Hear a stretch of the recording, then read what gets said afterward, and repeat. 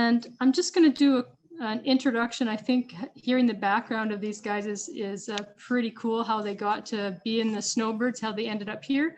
I know they're going to tell you a little bit more about themselves, but so we have here Captain Patrice Powis-Clement, and I will write their names in the chat so that you guys can see it. And then when you're asking questions, you know who you're talking to and how to pronounce it.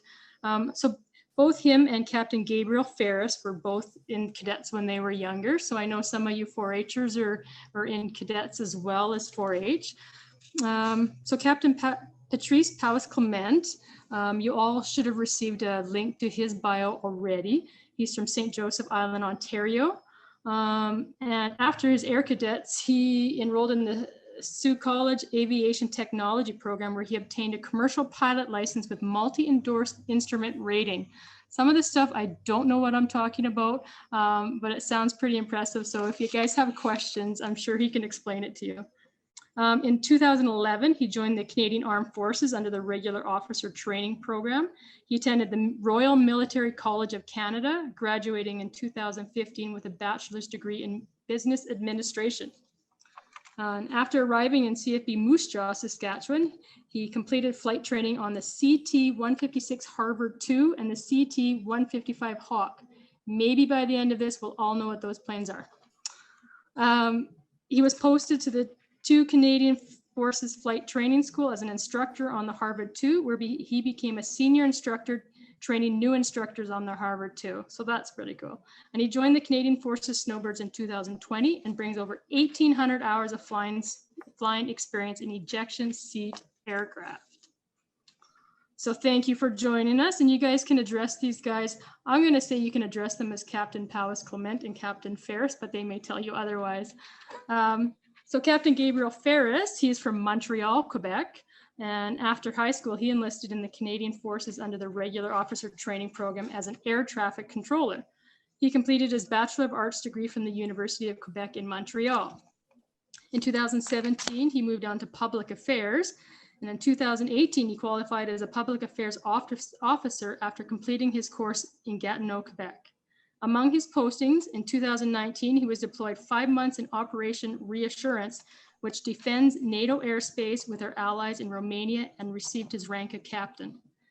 In 2021, he became a part of the 431st Air Demonstration Squadron and joined the Canadian Forces Snowbirds team, acting as the team's public affairs officer. So I just think it's pretty cool to hear the background on them, and not everybody has the same path, and you can follow different interests in getting where you want to go. There's also a technician that was going to be here tonight, and he was unable to, and I will let them explain what he's up to, because I think that's pretty cool too, and why he could not be here tonight. So with that being said, I'm going to let these guys take it away. And you want to play the video? Yep, I can do that for sure. You can share the screen, yeah. Okay. Thank you. So we have a little video that we want to show you guys to explain a little bit what the Snowbirds are.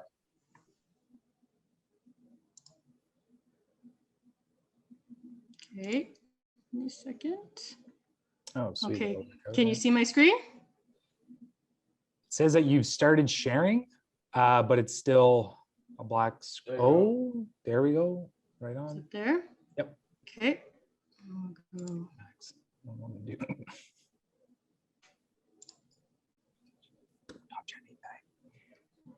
Computer's a little slow. There we go.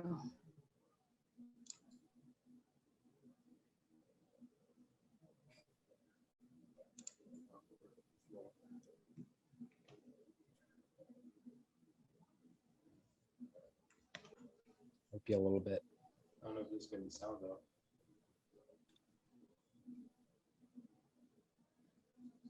No, there's going to be sound. It looks pretty choppy. Is it choppy on your end? A little bit. Yeah. Can you see that now? Oh, I can see it. It's just like bits and pieces. Oh. Yeah. So what we can do is, if anyone wants to see the video, it's a really cool video. They can click on the link in the comments after that we've done talking. It's a really cool video. It kind of explains what we do. So I'll let Patrice actually explain what's the Snowbirds. Are you gonna keep the video going, or I don't know how it's coming through for everybody else, but yeah.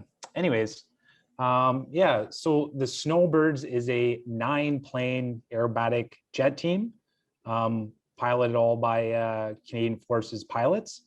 Beyond that, we have 2 other jets that follow us that our coordinators fly, and our coordinators arrange the next events and just help us out. And those 2 planes serve as spares in case one of the 9 planes in the formation breaks.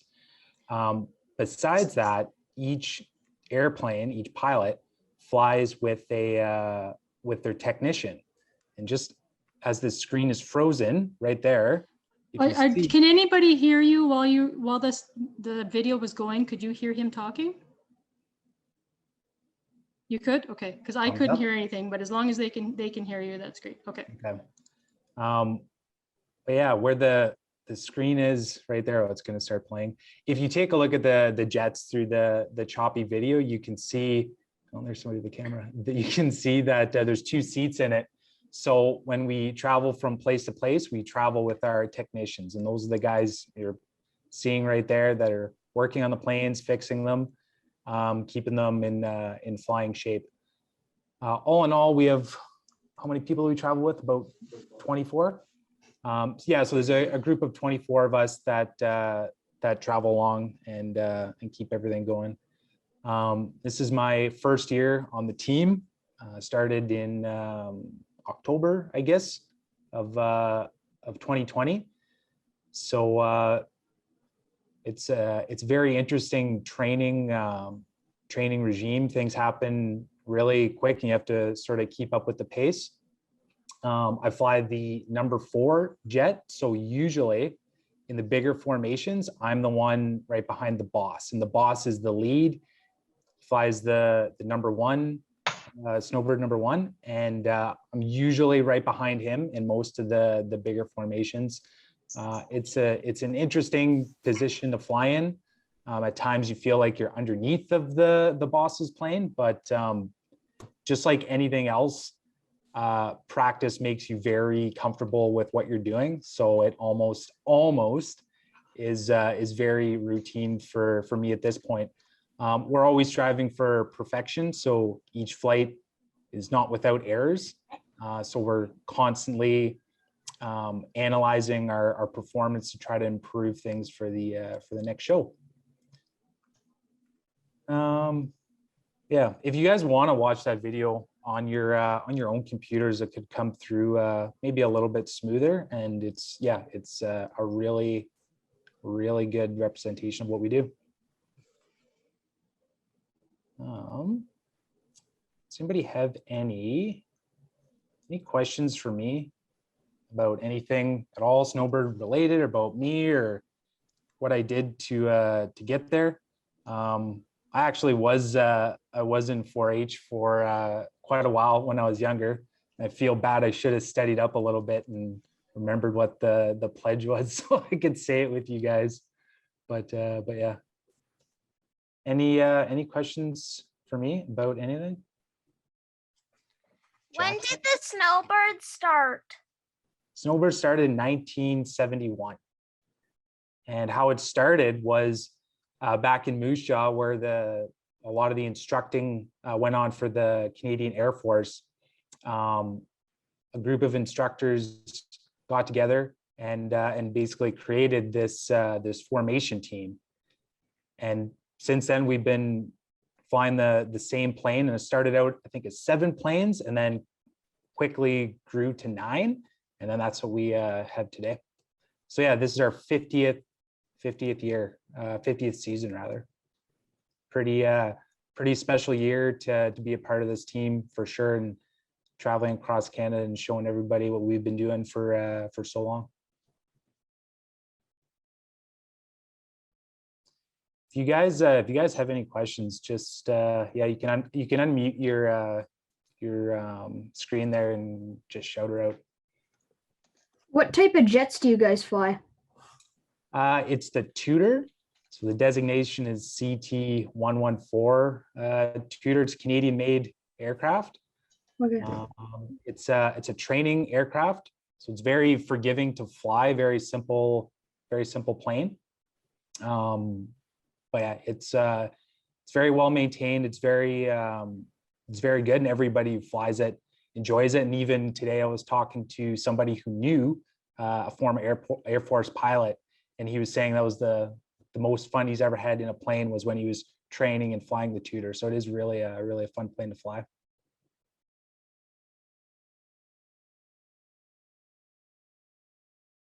Any more questions? How many hours of flying did you have to put in before you could actually fly a Snowbird? I think when I got on the team, I had almost 2,000 hours. That's 2,000 hours of military flying, and yeah, those hours were flown in a similar aircraft, the Harvard II, which is what replaced the Tudor as a training aircraft. So I had roughly 1,800 hours when I started.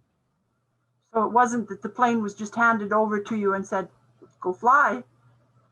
Well, it's interesting because when you arrive at the squadron, you start training a very similar schedule that you would when you're learning a brand new plane. So starting out with the basics and then moving up.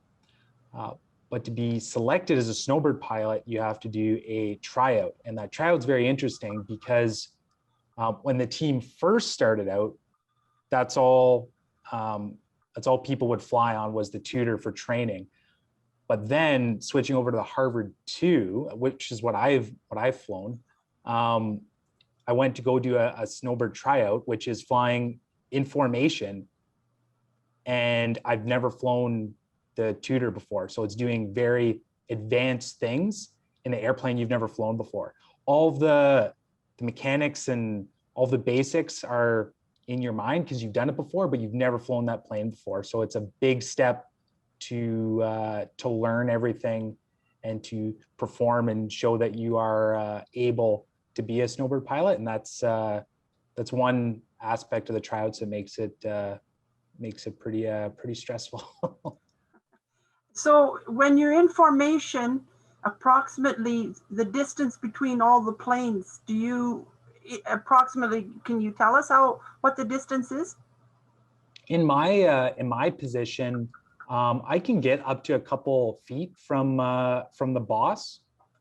That's probably, I think, roughly the closest that anybody's going to get to another plane, but usually it's about 4 to 8 feet.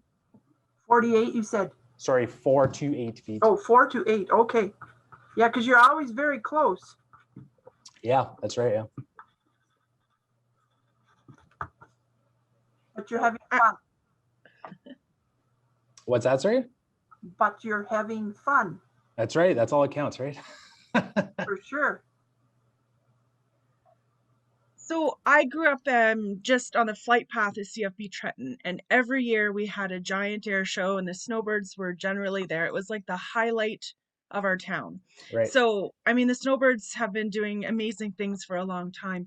When you're at an air show, what does your day look like? Like, when do you get up? What does your day look like when you're out performing? Well, funny enough, this being my first year on the team, we've only done one actual air show so far.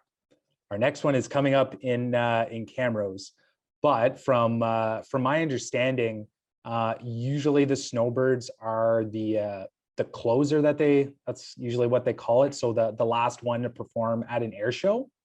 So usually before we fly, we'll get together maybe an hour or two before we actually are about to perform to make sure all of our briefings are complete and talk about the weather of the day before we get into the actual show. And before that, if there's any events that we need to attend, obviously with COVID, those are reduced. But yeah, before that, any events that we need to do, we'll do those before the show or after. So yeah.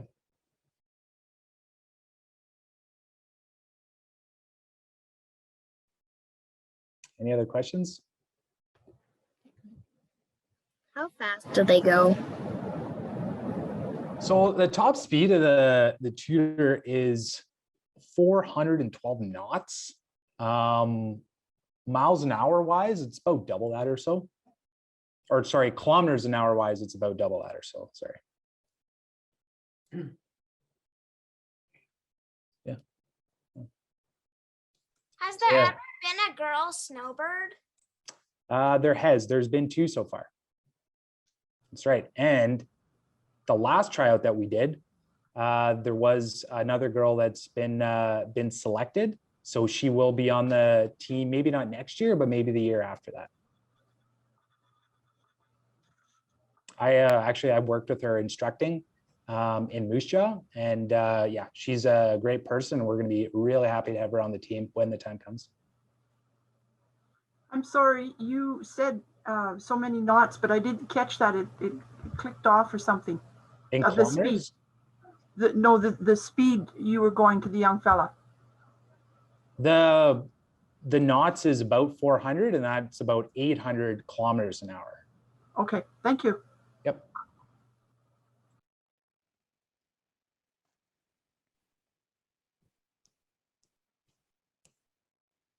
So how is it determined where you sit in the formation? That's a good question. I'd say it's a mixture of your own particular style of flying, I guess, if you want to call it that, and then the needs of the formation. So every year, about half of the pilots are new. That's sort of the turnover rate. So if there's only a certain position that needs to get replaced that year, then we'll try to fill it with those people that have been selected from tryouts. Another interesting thing about the formation and the Tudor is that the Tudor's side-by-side seating, just like your car. And because of that, the pilots only stay in one seat. So depending on the seat that they sit in, they'll only fly on a certain side of the formation. For example, I sit in the right seat. So when we're flying in the formation, I usually fly in the center, but if I am going to fly on one side, I'll fly on the left side because I can easily see out of the right side of the cockpit, and it makes it for a lot easier formation flying, and we can be a lot more precise when we do that. How do you get used to the G-force of flying so fast? All I ever have seen is what's on TV or in the movie. So is that the same stuff that you guys do? Yeah, so when you just flying straight, when you're flying fast, you don't really feel anything. You can look out and you can see the ground rush by pretty quick. But the G-force is sort of twofold. There's training that we do to combat the effects of G-force. So essentially, when you pull G, the positive G anyways, the blood from your head sort of drains down, and that can cause your vision to reduce and then eventually lose consciousness. But there's training that we do to prevent that. Beyond that training, it's just like anything else. If you do it enough, you'll get used to it and it doesn't affect you as much. I remember first flying the Harvard as a student. The G-forces affect me a fair bit. You have to fight it a lot, but over time, you don't notice it as much. It becomes a lot easier to handle.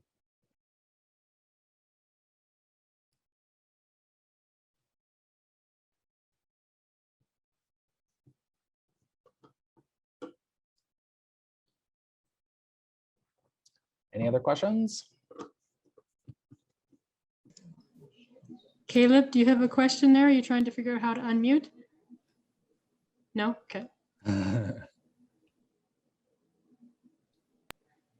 So I might have just a silly question, but what's standard military issue for uniforms, sunglasses, boots? How does that work?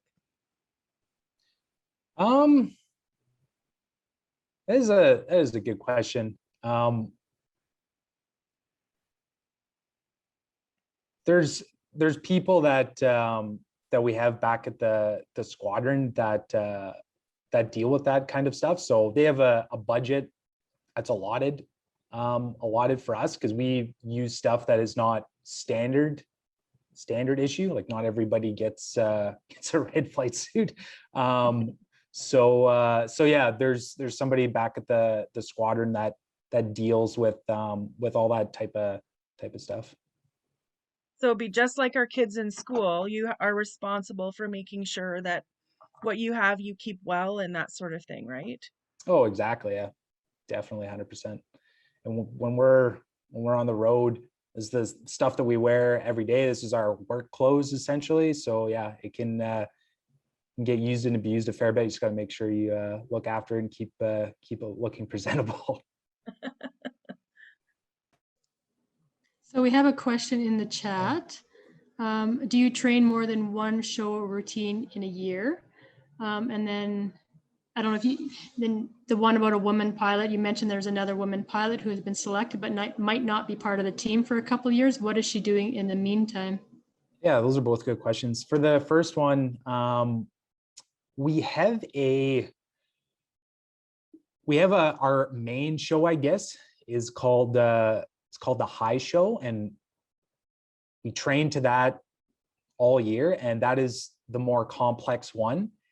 We call it the High Show. It's because when the weather is nice and the ceiling, the clouds are very high, then we can do loops and really put on a good show. And beyond that, our shows are dictated again by the weather. So we just have different like weather minimums, I guess you could say, weather minimums that dictate whether we can't do loops, then we'll just do different formations and other maneuvers. Or if the clouds are really, really low, then we'll just do different passes in different formations. But to sum up the question, we basically just train to one show each year. There's different parts, bits and pieces that we can switch out, but it is basically just one show per year.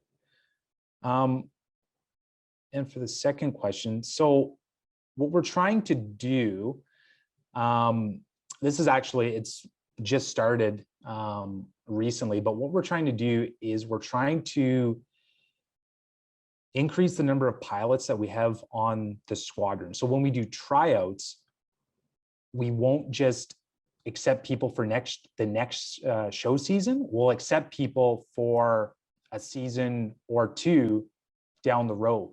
So if anybody has any medical issues or anything like that, then we have people in reserve to essentially to replace them, which is, I think it's a pretty good practice. Yeah, my friend there, her name's Katie.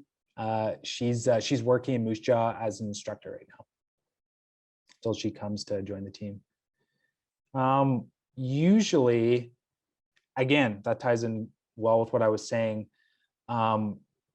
Previously, pilots would stay on and fly 2 show seasons, so 2 years, and then a 3rd year working at the squadron, sort of giving back, teaching some of the newer people.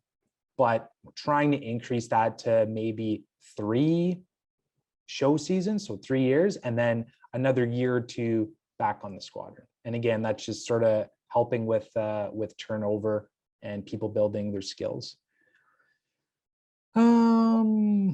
Yeah, the controls are pretty much the same. I'd say very similar to a jet. Well, the question says fighter jet, but yeah, any high performance plane is going to have a stick instead of a yoke, and a yoke is like a big steering wheel like you'd see in an airliner, and then a throttle. So those basic controls are very similar across all aircraft and even helicopters as well too. So yeah, that makes transition from one aircraft to another a lot easier when the controls are quite similar. What is your call sign and how did you get it? My call sign's boring. Everybody calls me PC because I have a hyphenated last name and the two letters are P and C. So wish it could be more than that, but it's not. Yeah, those are good questions. Yeah, there's some good shots of the cockpit on that video. If you guys watch it, it's pretty good. Does Captain Ferris have a call name, a call sign? Not really. Pretty sure we decided at one point to call him Bueller, just like the movie Ferris Bueller. As you can see, we're very creative.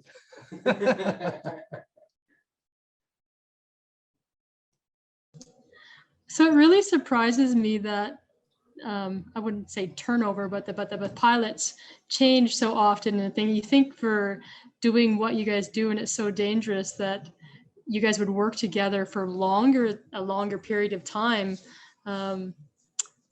So I guess everybody is just because everybody has so much training on the planes before they join the squadron. So the increase of turnover like that, what I'm finding and what a lot of people have said, that after 2 years of flying on the show team, as we call it, you're basically gone from spring to fall. So the whole summer you're on the road, you're away from home a lot, and that's hard for people with families, and it's hard to keep up on any interests or hobbies or anything like that you have. So it is a fairly fast-paced life. And then throughout the winter, that's when all of our training goes on. So we're doing 2 flights a day, and the senior guys that have either been on for a year or 2 already are now training the new pilots. So things can get I don't want to say stressful, but they're busy. It's definitely a busy lifestyle. So after 2 or 3 years, that's for a lot of people, it's sort of time to move on and do something else, which is fair. And that sort of keeps you sharp as well too. Yes, it's busy. And like I mentioned before, things can get routine. And in a job like this, where you need to be very sharp all the time, you don't want things to be too routine, because then your guard can drop and then you're not picking up on stuff, right? What else do we got here? This is good stuff. Oh, what's the cool stuff about your technician? I don't know if it was a cool story page, but I just think it's interesting to know what everybody's doing in the background and why he couldn't be here tonight. So maybe you just want to tell them about that. I don't know what he's doing. He might have actually, you know what? Whoa, did I click on something? I think he might have had, yeah. Oh yeah, that's right. The planes were outside. We were gonna fly today earlier on, but the weather was pretty bad. So I'm pretty sure, because we're not gonna fly tomorrow, that they had to go to the airport and then pull the planes in the hangar for the night. So they had a little bit of work to do.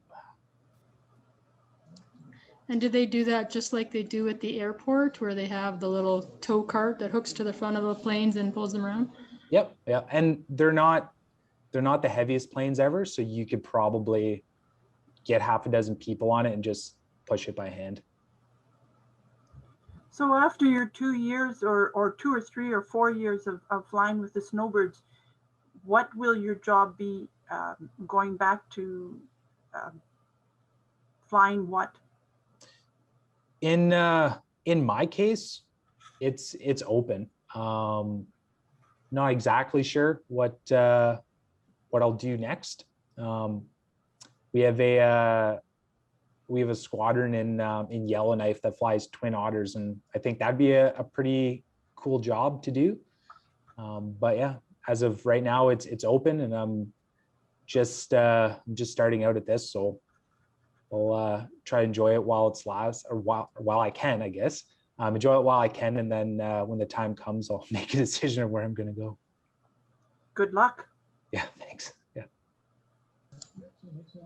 What would be the regular path for someone joining the Air Force? Like, is it a common goal to want to be a part of the Snowbirds, or do you have to go and put so many years in of service doing something else? What would be the usual path? Right. So I find that a lot of people that join the Air Force and want to be a pilot say that they've seen the Snowbirds at some point and how they're inspired and join and see where it goes after that. And I know for me, that was the case. But when you do go and you go into pilot training, you realize that it's quite difficult. And at the very beginning, it's like, oh, wow, like I've got a long way to go if I want to be a Snowbird. But if you just keep working, then who knows what'll happen. But yeah, like with regards to paths in the military, if you want to be an officer, all you really need to do to join is to have a degree of some sort. And you don't even have to have a degree to join the military. You can enroll, and then the military will pay for your schooling, whether that be going to RMC in Kingston or doing it through a civilian university. And then beyond that, any of our technicians, they have awesome jobs, very hands-on jobs. They get some really good training on aircraft maintenance, all the electrical in the aircraft. They have really cool jobs. And I'm pretty sure just out of high school you can sign up for that. You don't need a degree or anything to do it. So those are really cool jobs. What mixtures do you use for your how do I explain this?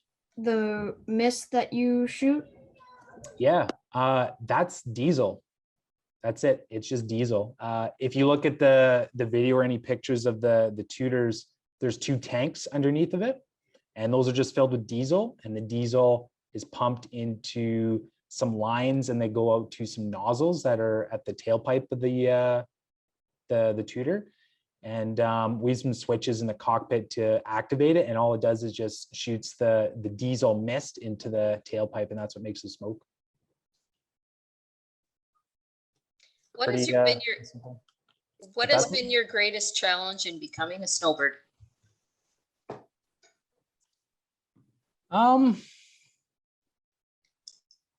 wouldn't put my finger on one thing, because it's been a long road, but I'd say the general trend is just hard work. I don't find that I'm necessarily better at my job or better than the next guy at anything. But if you continue to work hard, then you're going to improve yourself. And then really anything you can set your mind to. It doesn't have to be flying, it can be anything. But if you have that mentality, you can essentially do anything or almost anything that you want.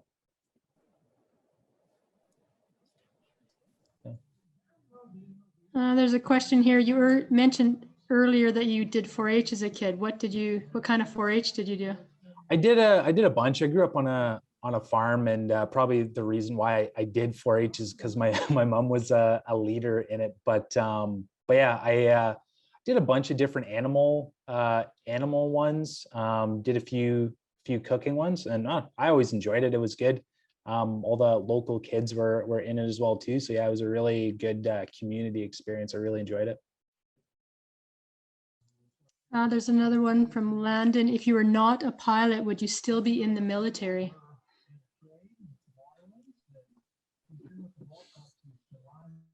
The short answer is no. I would have to think about it for a while to really, I don't know, consider doing another job. But yeah, the short answer is probably not. what made me want to be a military pilot is the training that we receive is phenomenal. It's very, very good. And the things that we do in the military flying wise, you don't really get to experience that on the civilian side of things. And obviously what I'm doing right now is to the extreme of flying in formation. Doing air shows is something that nobody really else experiences, but any flying job in the military, search and rescue, just even the instructing that I did, flying a fighter jet, you can't experience that anywhere else. So the military for flying is awesome. It's the average age of a Snowbird pilot. Well, it depends on the year and who's on the team. But if I was to put a rough guess on it, I would say probably right now the high 30s, I would say. I'm 31, so it's probably on like the lower end of the scale. And I think the youngest guy we have on the team is probably 27, 28, something like that.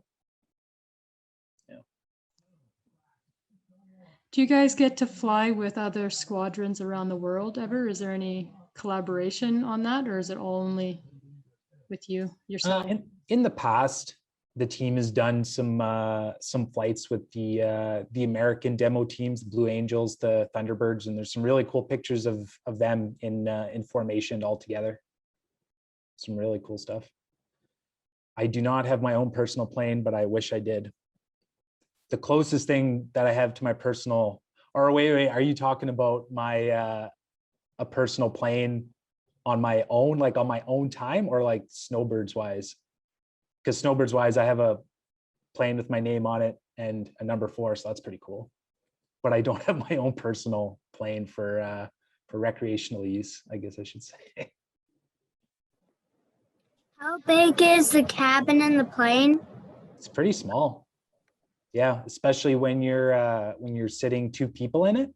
There's probably, I don't know, there's not a whole lot of room between us. If I'm sitting somebody, the other guy is probably right there. That's a pretty small plane. Yeah.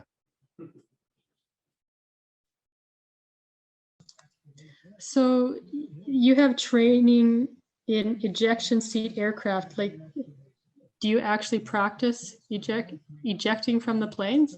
Or is that only an emergency? Yeah, it is only an emergency. We practice everything there is to do with ejecting or the possibility of ejecting, except actually doing it. And there's obviously some risk associated with it, but it's not as risky as trying to land a plane without an engine or dealing with another emergency. That's probably the best way to put it. And there's, if I can put a point in there, there's also the fact that there's only a certain number of ejections that you can do in your lifetime before you're not allowed to fly anymore. And also the fact that when you eject, you can actually lose some height. So you can be shorter after you eject than before you eject, because of the pressure on your spine. Puts a lot of strain on the body. Yeah. So we don't practice.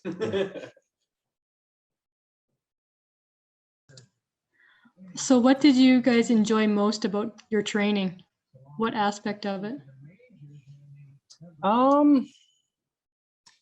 There's a period that we call spring training where we go to Comox, and we go there for about a month, and we fly twice a day. So the schedule is it's fairly rigorous, but we're in one spot. You can adopt a pretty good routine, and we fly over the water a lot there, and over the water, the air is very smooth, and the flying is about as good as you can get flying out there. So far, that's been a really, really big highlight for me. And it beats the -30 temperatures in Moose Jaw in the winter. So that was a good change when it happened.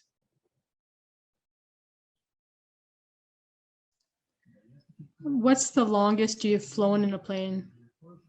How long have you been in there? In the Tudor, not that long, maybe an hour and a half or so. And then when I was flying the Harvard, maybe only just over 2 hours, I'd say. These are very small planes, so the range isn't as long as a big airliner or a larger multi-engine aircraft.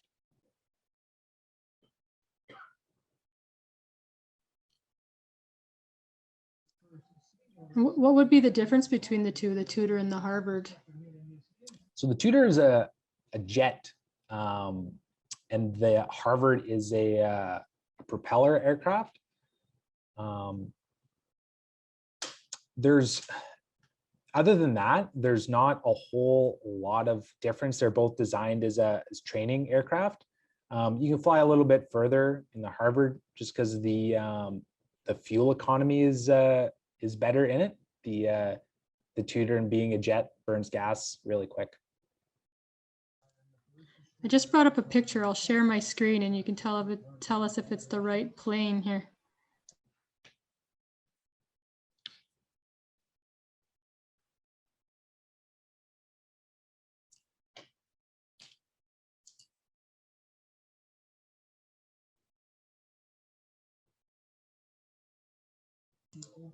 Can you see that plane? Is that the right one? Yep, that's the one.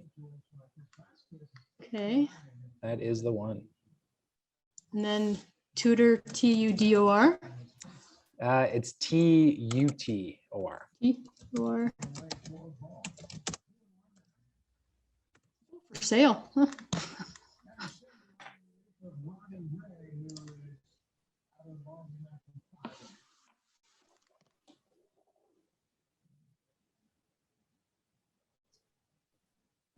Oh, I only got a small picture.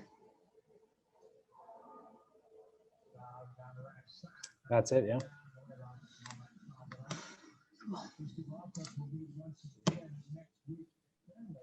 There's a couple more questions in the chat. Yeah, I'll answer these. Is there a maximum amount of time hours that you're allowed to fly at one time? There is. We don't even come close to those just because the nature of our job. The military's rules for maximum amount of time flown. It's usually for larger aircraft that are going to do a lot more hours in a month, year type of thing. But for us, there's no real restriction because we really don't get close to it. And yeah, we fly outside of Canada at times to do air shows. Typically, because of COVID this year, we haven't done any yet. We might schedule some, or sorry, there are some scheduled for end of September, early October. We're supposed to go down in the States to do some air shows, but yeah, we'll have to see what happens when the time comes. How many shows you do in a normal year? Well, that is a good question. How many shows do you think you do in a normal year? 60? Yeah, that's the number. Oh, it's 60 shows in a normal year. 20 this year. And this year we're doing 20. So yeah, 20-ish. So that shows what COVID's doing. Well, guys, I'd say I'll have time for 2 more questions if you guys have any. Anybody have any pressing questions you want to ask him while we have him on here? What has been most rewarding in being a snowbird? I'd say, now we haven't been able to meet a lot of people. We have, and that has been very, very rewarding just to see what the snowbirds mean to a lot of people. And it's nothing that I'm doing besides just flying the number 4 jet. But to see what the snowbirds mean to people and how excited they are to see the snowbirds fly, it's very rewarding. And it was quite surprising to interact with people and just to see how excited they are to see them fly. I can understand that. Obviously, going to air shows and stuff as a kid, I was always super excited to see them fly as well too. But no, it's been very rewarding so far. Pretty cool when you go out your back door of your house and you can take and hear the snowbirds coming, and you can see them when they flew over Panoka last year. It was really cool. Yeah, that's we've been finding that the op inspiration and just doing flybys of different places is awesome, because it sort of reaches a lot of people that wouldn't necessarily go to an air show. They don't have to go anywhere. They can just look outside and see us fly over. And yeah, that is huge. What did you find to be the worst part about flying? So flying in ejection seat aircraft, specifically that, because of the ejection seat, the seat cushion that we sit on is always very thin. So there's not a whole lot of padding. And if you're on just like an hour and a half flight, starts to get a little bit uncomfortable. So luckily the tutor doesn't have the longest range ever. Like I said, longest I've ever been airborne in is probably about an hour and a half or so. And that's a good thing. But anyways, yeah, that's I think that's it from you guys. You guys have been great. Those are some really good questions, and I've definitely had fun doing this. Okay, and are we hearing from Captain Ferris, or? Yeah, sure. If you want to say anything. Yeah, sure.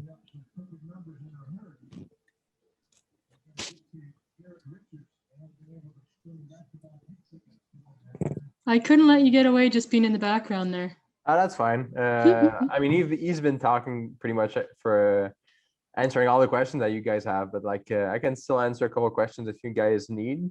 But he's mostly the big Manitou of all that. So what would be the biggest feedback you hear from people being the team's public affairs officer?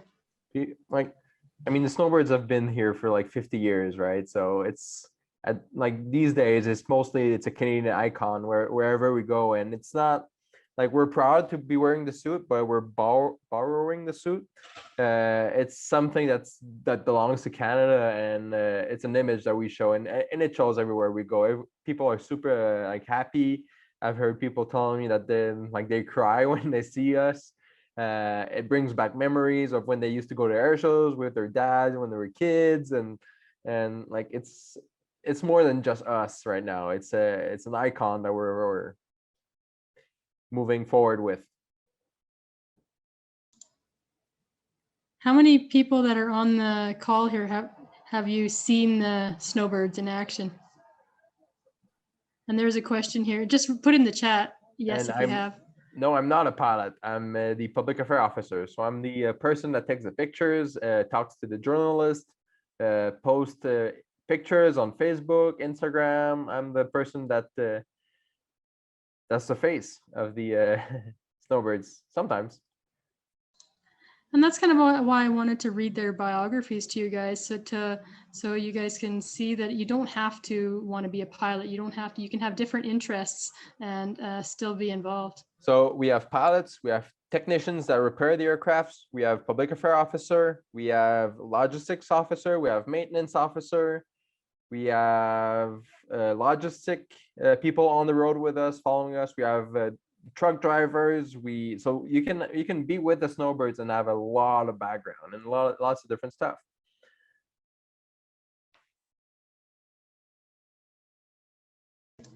What does the technician do in the plane? So the technician is the person that makes sure that the plane flies. The plane has been flying for 50 years, and it's all because of the technicians. They're amazing. They do an amazing job, and they make sure that the jet is full of fuel, that it's the oil is okay. They do all the repairs that needs to be done, and they're the one that makes sure that the plane is safe to fly, and it's brand new-ish to be able to fly and make sure all is good.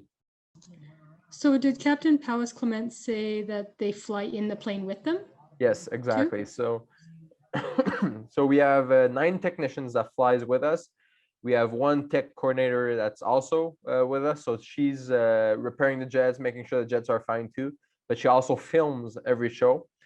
And there's myself also that flies. So we need to be able to land and take off at the same time as them and arrive on the ground with them if there's something too. So that's where we fly with the team. Does Yes, the public affairs officer transfers out after 3 to 4 years as well. So we do rotations like everyone else on the team.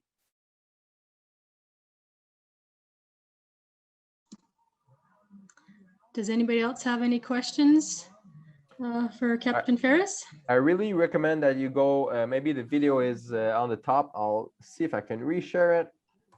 I really recommend that you guys and gals go and see the little video that's there. It's going to be explaining a little bit more what we do. It's a cool video that shows a training during our spring training in the Combox. It's a video that's a little bit older, but it's still really relevant today. So I hope you guys got to answer all your questions and got an answer for them.